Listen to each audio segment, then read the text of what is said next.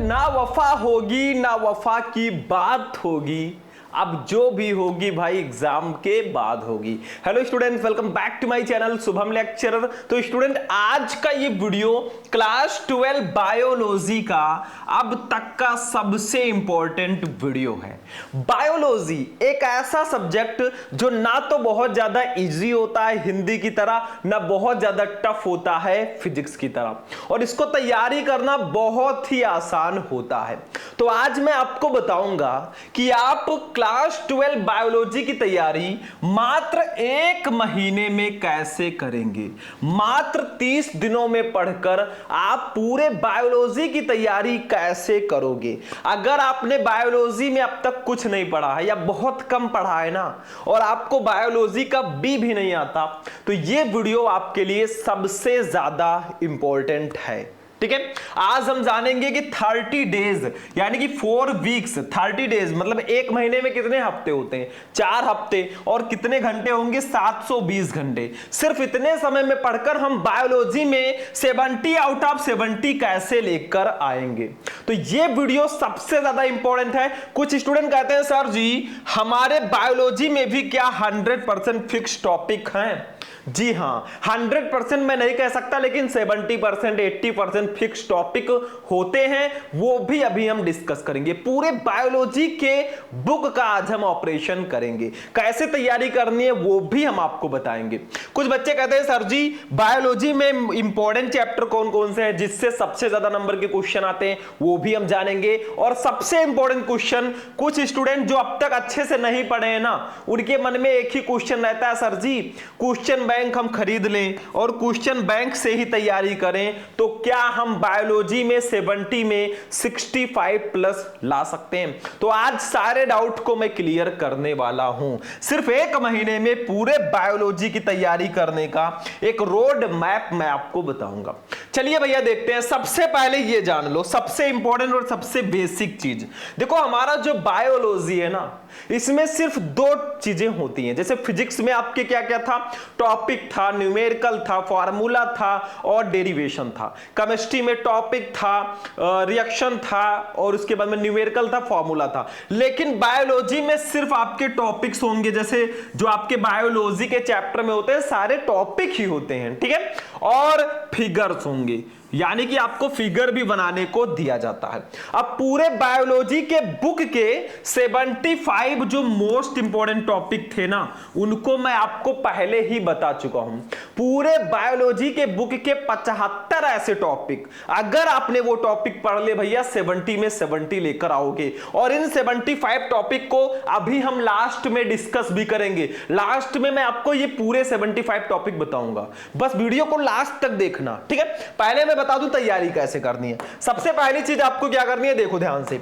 सबसे पहले आपको ये वाला पैटर्न समझना है। एक टॉपर जो होता है ना, वो पहले ही वो जानता है, सबसे पहले वो यही पता करता है कि हमारे बायोलॉजी में कौन से क्वेश्चन कितने नंबर के आते हैं। जैसे देखो, उसको ये पूरा पेपर पैटर्न पता होता है, जो आपको भी पता होना चाहिए। मुझे पता है कि आप में से ज्यादातर बच्चे होंगे जिनको अभी यही नहीं पता कि हमारे बायोलॉजी का जो पेपर होता है उसमें कौन से क्वेश्चंस कितने नंबर के आते हैं। भैया यही नहीं पता तो फिर चुल्लू भर पानी में डूब जाओ, काम खत्म, ठीक है। सबसे पहले इसको समझो, बायोलॉजी का पेपर पैटर्न कैसा होगा। देखो, हमारे बायोलॉजी में जो बहुविकल्पीय प्रश्न है वो 4 क्वेश्चन रहेंगे, एक एक नंबर के 4 नंबर आपको मिलेंगे। अति लघु उत्तरीय प्रश्न जो होते हैं 5 क्वेश्चन, एक एक नंबर के 5 नंबर मिलेंगे।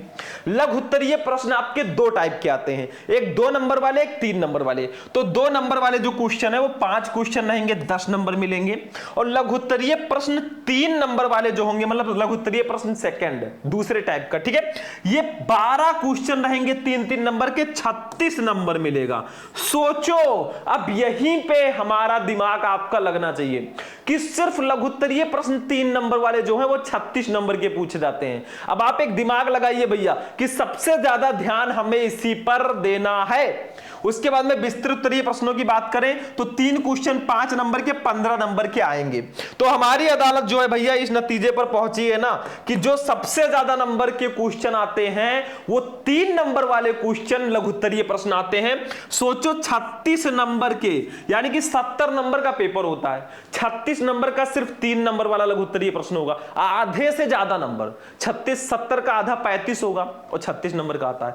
तो आपको सबसे पहले 3 नंबर वाले क्वेश्चन पर ज्यादा ध्यान देना है। कुछ बच्चों को मैंने देखा है ना कि वो बहुविकल्पीय प्रश्नों और अति लघु उत्तरीय प्रश्नों पर ही अटके रह जाते हैं पूरे साल। सोचो ये कितने नंबर का आता है, 4 नंबर का बहुविकल्पीय, 5 नंबर का अति लघु उत्तरीय, 9 नंबर का।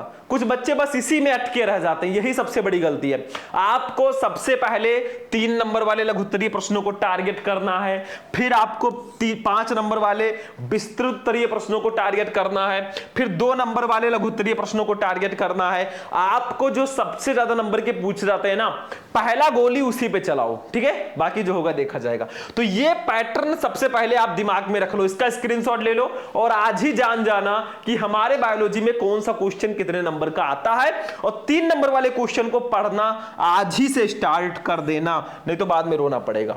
आगे देखो बच्चों, अगली चीज सबसे इंपॉर्टेंट है, ठीक है, ये तो समझ में आ गया कि इसका जो पेपर पैटर्न होगा कैसा होगा, ये बहुत जरूरी है, ठीक है। बाकी देखो नेक्स्ट दूसरी चीज मैं आपसे कहना चाहूंगा भैया कि बायोलॉजी को डेली 1 घंटे जरूर पढ़ें, ये सबसे इंपॉर्टेंट है। जैसे आप सारे सब्जेक्ट को पढ़ते हैं ना, आपको लगता है यार फिजिक्स थोड़ा सा टफ है तो फिजिक्स को आप टाइम देते हैं, केमिस्ट्री थोड़ा सा टफ है, केमिस्ट्री को भी टाइम देते हैं। अरे भैया बायोलॉजी को क्यों नहीं टाइम देंगे, ये भी दोनों की कैटेगरी में आता है, इजी भी है टफ भी है। तो जो चीजें इजी है, जैसे मान लो हिंदी इजी है और आपको पता है कि इसमें मैं 100 में 95 प्लस ला सकता हूं, तो उस पर ध्यान ही नहीं दोगे भैया। जिसको आपकी गारंटी है कि हां मैं इतना ला सकता हूं, उसको सबसे ज्यादा पढ़ना चाहिए मेरे हिसाब से, तो ये मेरी ओपिनियन है, बाकी आप पढ़िए, ठीक है, ठीक है।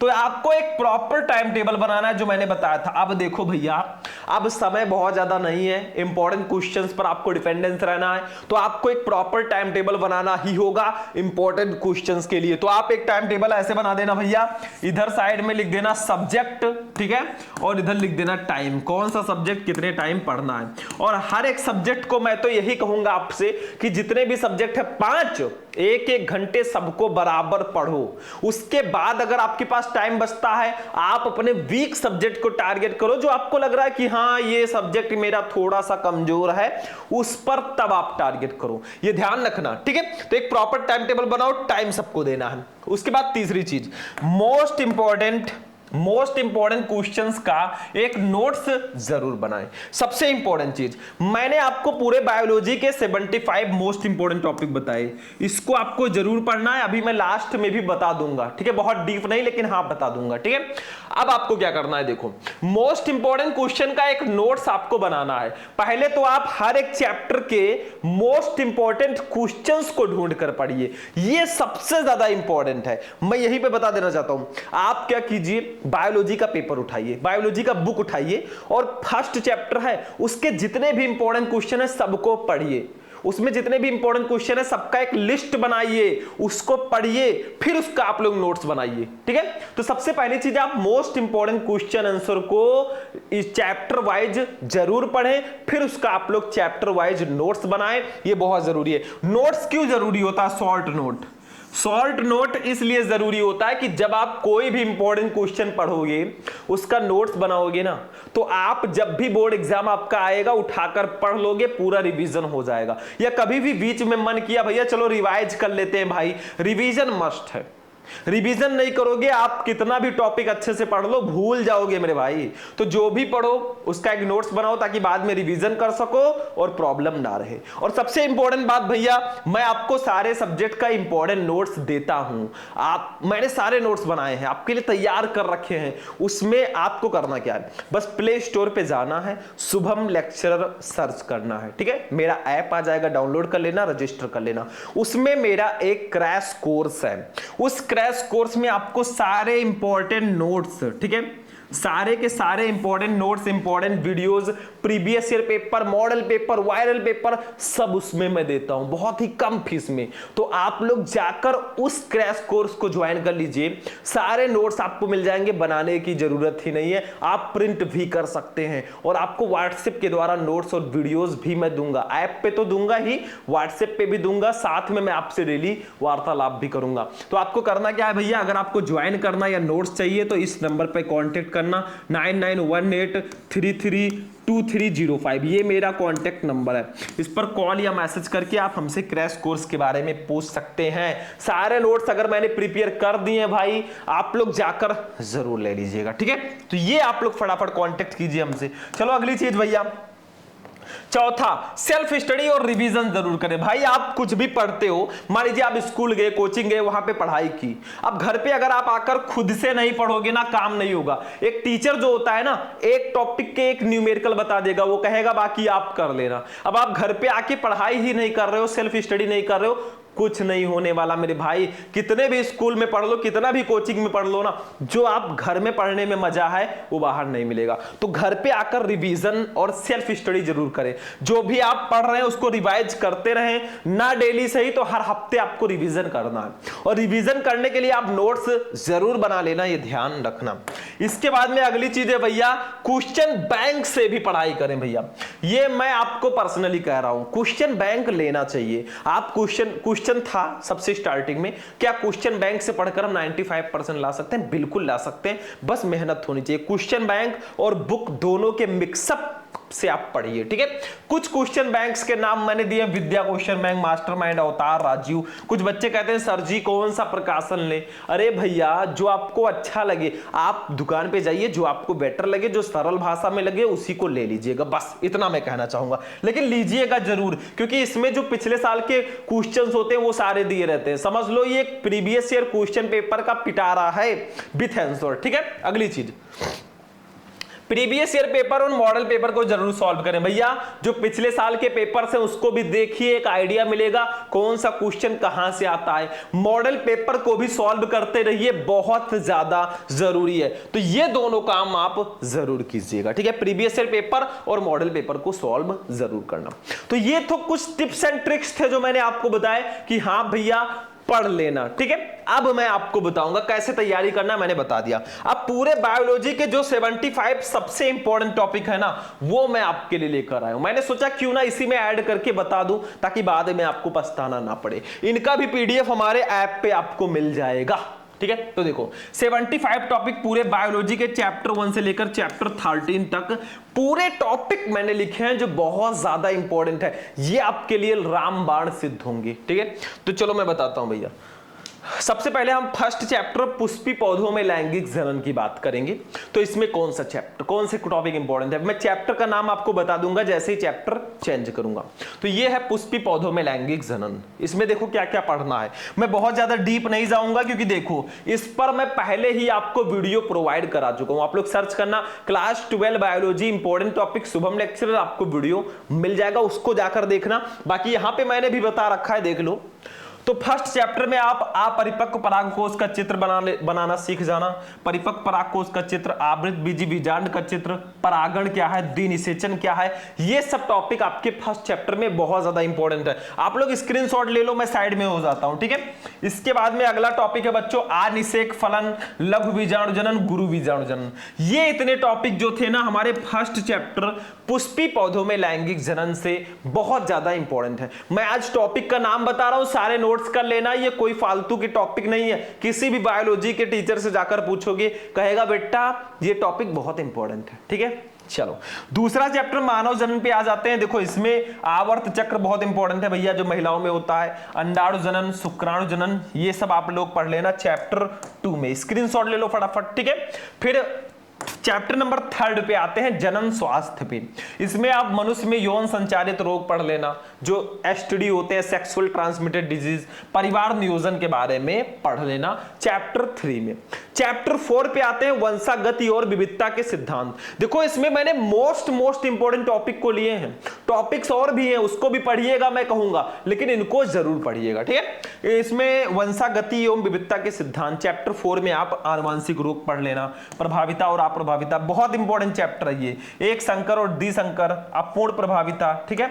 उसके बाद में देखिए स्क्रीनशॉट लीजिए, मेंडल का नियम, मनुष्य में लिंग निर्धारण, ठीक है। ये इतना आपको पढ़ना है भैया चैप्टर नंबर 4 में। चैप्टर 5 भी कुछ इसी से मिलता जुलता है, जिसका नाम है वंशागति का आणविक आधार। इसमें आप पढ़ लेना जीन क्या होते हैं, डीएनए तथा आरएनए क्या है, डीएनए और आरएनए में अंतर क्या होता है, डीएनए का वाटसन एवं क्रिक मॉडल, ये जरूर पढ़ना है आपको, ठीक है। आगे देखते हैं, फिर उसके बाद में आनुवांशिक कूट पढ़ लेना, डीएनए फिंगरप्रिंटिंग पढ़ लेना, ठीक है। ये चैप्टर 5 से बहुत ज्यादा इंपॉर्टेंट है। चैप्टर 6 जैव विकास पे हम चलेंगे, जिसमें आप जीवन की उत्पत्ति पढ़ लेना, जैव विकास के प्रमाण, डार्विन का योगदान, उत्परिवर्तन, ये सब आज टॉपिक मैं ऐसे बता दे रहा हूं, इसको पढ़ना है, ऐसा नहीं कि इसको ना पढ़े, एक एक को नोट कर लेना, ठीक है। फिर उसके बाद में पुनर्योजन, प्राकृतिक चयन, जीन प्रवाह, हार्डी बेनवर्ग सिद्धांत, अनुकूली विकिरण, मानव के विकास, इतने टॉपिक आपके जैव विकास यानी कि चैप्टर 6 से बहुत ज्यादा इंपॉर्टेंट है। एक एक टॉपिक को नोट करना है, नोट, ठीक है, बहुत इंपॉर्टेंट है। इसके बाद में चैप्टर नंबर 7 मानव स्वास्थ्य एवं रोग पे आते हैं, जिसमें इंटरफेरॉन पढ़ लेना सबसे इंपॉर्टेंट है, ठीक है। उसके बाद में प्रतिरक्षा तंत्र क्या है, इम्यून सिस्टम, स्टेम कोशिका, संक्रामक तथा संक्रामक रोग, मलेरिया, डेंगू, बुखार, ठीक है, इतना पढ़ लेना मानव स्वास्थ्य एवं रोग से। चैप्टर नंबर 8 पे अब हम लोग चलेंगे, जिसका नाम है मानव कल्याण में सूक्ष्म जीव। इसमें वाहित मल पढ़ लेना, बायोगैस पढ़ लेना, ठीक है। और उसके बाद में हम आते हैं चैप्टर नंबर 9 पे। देखो चैप्टर का नाम इधर उधर हो सकता है, आप ध्यान देना। चैप्टर 9 जैव प्रौद्योगिकी सिद्धांत व प्रक्रम। इसमें जैव प्रौद्योगिकी, बायोटेक्नोलॉजी के बारे में पढ़ना, पीसीआर तथा डीएनए लाइगेज, प्लाज्मिड्स पढ़ लेना, जीनी अभियांत्रिकी पढ़ लेना, इतने टॉपिक आप चैप्टर नंबर 9 से पढ़ लेना। चैप्टर 10 भी है जैव प्रौद्योगिकी एवं उसके अनुप्रयोग, उसमें आप इंसुलिन पढ़ लेना, पारजीनी जंतु पढ़ लेना, ठीक है। और उसके बाद में पढ़ लेना बायोपायरेसी पढ़ लेना, क्राई प्रोटीन पढ़ लेना, ये सब टॉपिक बहुत इंपॉर्टेंट है। जैसे मैं इजीली बता रहा हूं ना, ऐसा मत सोचना भैया बहुत इजी है, समझना पड़ेगा। चैप्टर 11 पे चलते हैं, जीव एवं समष्टियां। इसमें समष्टि और समुदाय, इसमें बहुत सारे टॉपिक हैं जिस पर टिप्पणी लिखने को आता है, जैसे सहोपकारिता, परभक्षी, स्पर्धा, इन सब पर टिप्पणी लिखने को दिया जाता है। और देखो परजीविता, सहभोजिता, सहजीवन, अनुकूलन, मरुद्भिद, पर्यावरण, ये सब टिप्पणियां दी जाती हैं आपको लिखने को, ठीक है। आगे भी देख लो, आगे और होंगी शायद। फिर हम आते हैं चैप्टर नंबर 12 पारितंत्र पे, ठीक है। देखो मैं जल्दी जल्दी टॉपिक बता रहा हूं, क्लास बहुत लॉन्ग हो सकता है, ठीक है। इसमें पारितंत्र पढ़ लेना, पारितंत्र के घटक, उत्पादकता एवं अपघटन, ऊर्जा प्रवाह, पारिस्थितिक पिरामिड, इतने टॉपिक आप चैप्टर नंबर 12 पारितंत्र से जरूर पढ़ लेना। चैप्टर नंबर 13 यानी कि लास्ट चैप्टर में हम चलेंगे, जिसमें आप जैव विविधता पढ़ लेना, ठीक है। जैव विविधता एवं संरक्षण चैप्टर का नाम है। फिर राष्ट्रीय उद्यान पढ़ लेना, तप्त स्थल या हॉटस्पॉट, बाघ परियोजना, घड़ियाल परियोजना, अभयारण्य, ठीक है। और उसके बाद में लास्ट पेज पे आ चुके हैं रेड डाटा बुक, संकटग्रस्त प्रजातियां, वन्य जीव और जैव विविधता एवं संरक्षण। ये 75 टॉपिक आपके हो चुके हैं। मैंने बीच बीच में चैप्टर्स भी बताए किस चैप्टर के ये टॉपिक हैं। तो भैया ये पूरे 75 टॉपिक थे। तो आज मैंने आपको बताया भैया बायोलॉजी की तैयारी सिर्फ 1 महीने में कैसे करोगे। अब अभी ये मैंने कहां बताया, देखो भैया सोचो आप, कुल 75 टॉपिक आपके हैं, ठीक है। 1 महीने में कितने दिन होते हैं भैया, 30 दिन, ठीक है।